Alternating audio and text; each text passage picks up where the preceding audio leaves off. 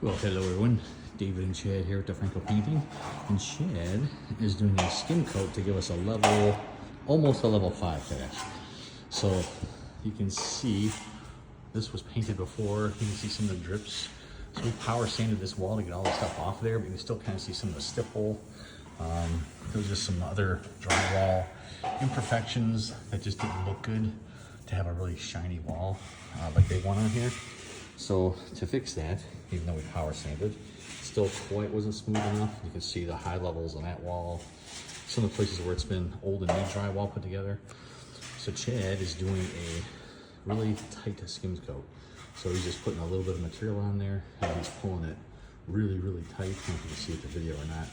So he's actually pulling more material off than he's putting on to get it really tight to the wall and just giving just a little bit of extra drywall mud to get on the wall, and it fills in all the little imperfections.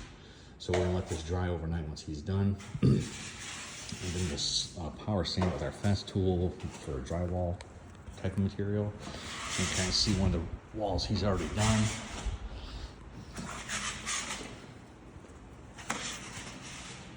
So it's in the process of drying. Started the hot part, and then on this other side also, he started this one too.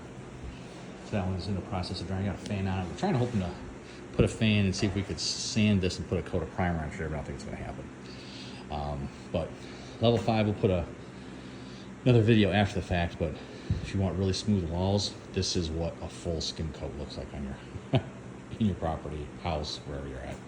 Got questions on skim coating your walls, level 4, level 5 finishes? Give us a call at the Franco Painting and Wallpaper. We're here to help you love the space you're in.